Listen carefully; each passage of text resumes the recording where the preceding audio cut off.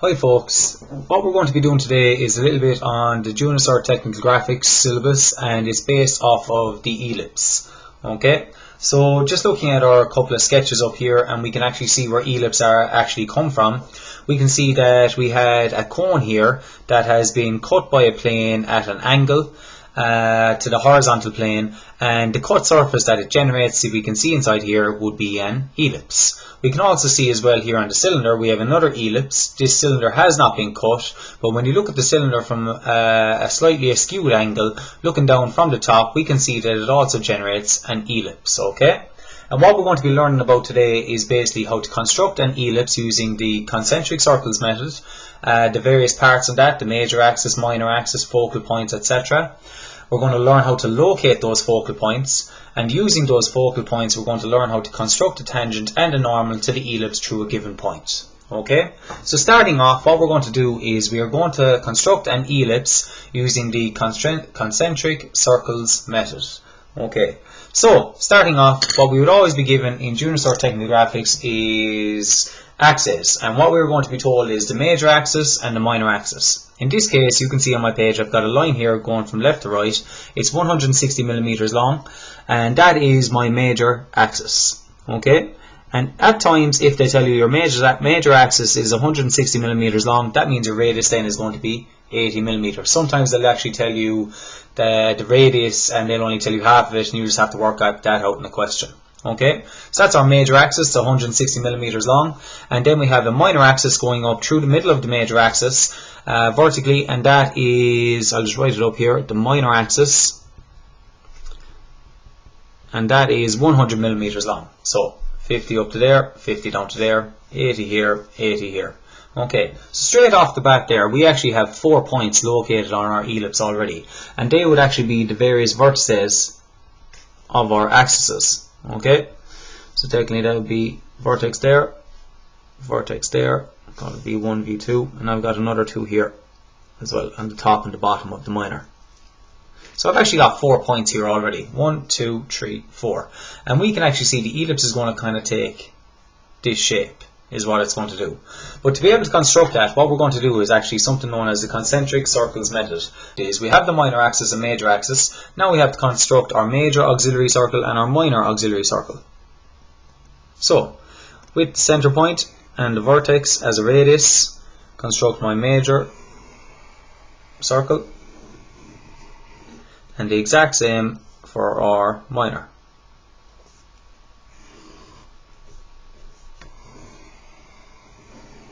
Okay, now that we have constructed our major and our minor circle, move that up a little bit there. Now that we've constructed our major and our minor circle, the next step is actually to divide it up into 12 equal segments. So what we're going to do, 360 degrees into 12, 30 degrees each section. So I'm going to divide my circle up 30, 60 degrees. Okay.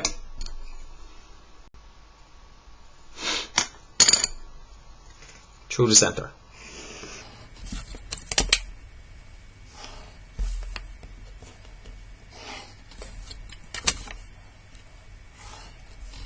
Okay, I have divided up the circle into 12 equal segments there, 12 equal portions, and what I have to do now is I follow a method. Okay, where those 12 segments actually cut through the circles at various points. So if I just take this one for example, this line here that I cut through it cut through the minor circle at this point, and it cut through the major circle at this point.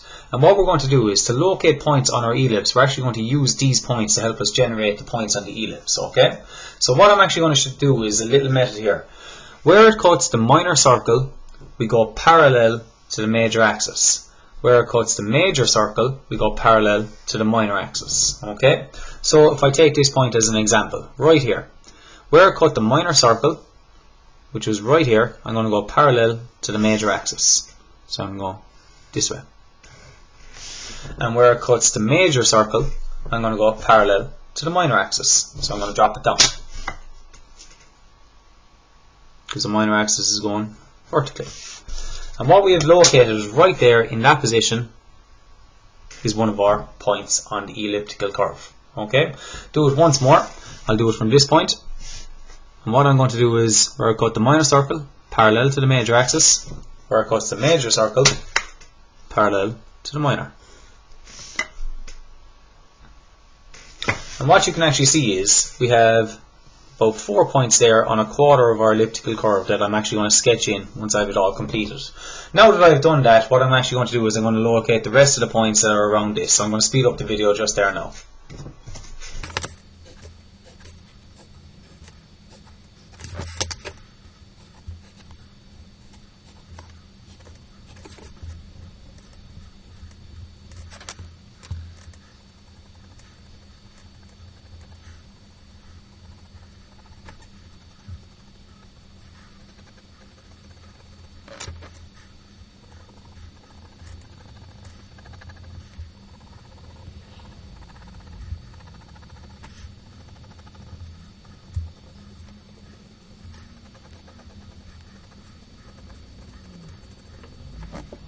So, as we can see, we have now constructed our ellipse, and as you will see from the video, what I did was I located the rest of my various points that were on the curve of the ellipse just by where I cut the minor circle I go parallel to the major axis, and where I cut the major circle I go parallel to the minor.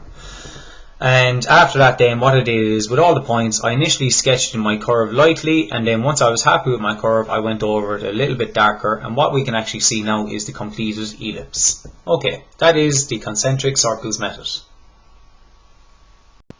Now the next stage in our process is we have to locate our two focal points. Okay, it's a very simple construction, but it's very important in that it will help us later on to construct our tangent and our normal to an ellipse through a given point. Okay, and you cannot construct the tangent or the normal without the given focal points. So to construct the focal points, what we have to do is we take half our major axis, which is from the center out to our vertex here. Okay, we take half the major axis, and we can either go to the top of the minor axis or the bottom of the minor axis. It doesn't matter, but it's always half the major axis by the minor is what we say. So half the major, I take that distance on my compass, and I can go to the bottom of the minor axis, and what I'm going to do is I'm going to cut the major axis there and there.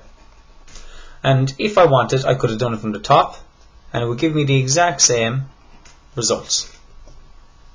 So it doesn't matter. Half the major by the minor. And what we have located there is our focal points, in which we call it right there. That's going to be called F1 and F2. Very simple construction.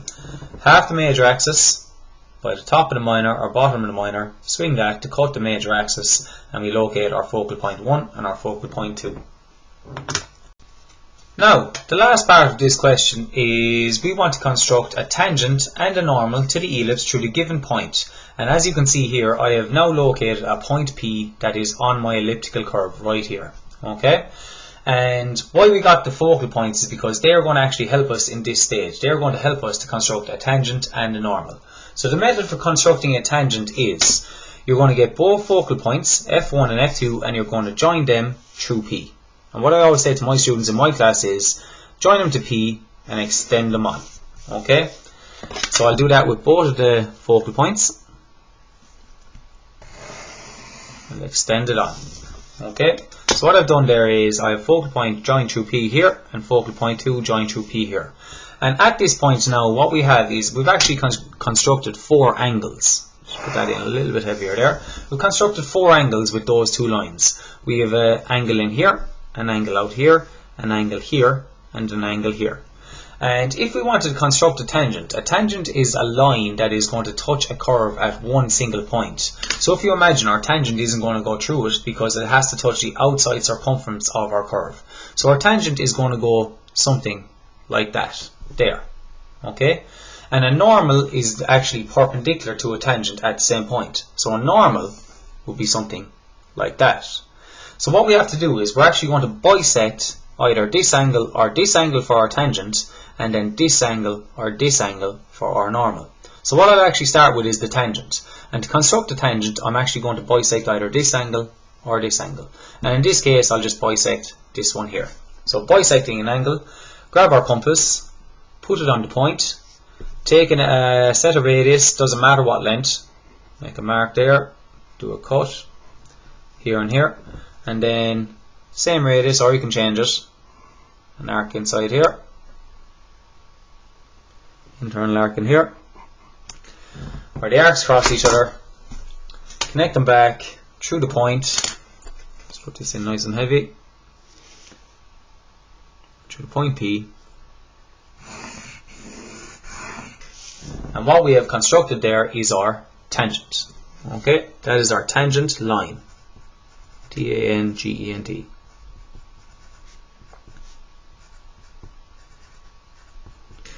That is our tangent.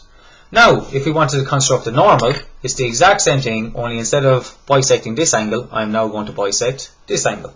So, same length on my compass, cut there, and at this point and this point, I want to get the angle bisected inside here. Arc there, and the exact same process, join it back to P, and what we have there now is a normal. And the angle a normal makes with our tangent is a perpendicular angle that is 90 degrees right in there. Okay, so just to recap in that video, we constructed an ellipse using the concentric circles method at the very start by dividing up our major and our minor auxiliary circles into 30-60 degrees. Where I cut the minor circle, you go parallel to the major axis. Where I cut the major circle, you go parallel to the minor axis. Then we located our focal points F1 and F2 by taking half the major axis and going either to the top or bottom of the minor to cut the major axis here and here to locate our focal points. And then to construct a tangent, what we did first step, we joined F1 through P and extended it on. Then we got F2, joined it through P and extended it on. And that helped us create 4 angles. And it was just determining which angles we had to bisect. So I decided to bisect this one out here, which gave us our tangent line out here, once we bisected that one. And then to construct a normal, which is going to be perpendicular to our tangent line, we bisected this angle in here. And that gave us a perpendicular angle to our tangent. That is just some of the starting points on junior cycle technical graphics for the ellipse. Very important little bits there, and what you'd learnt there would essentially get you through an ordinary level technical drawing question on the ellipse. Okay, hope you found that video helpful.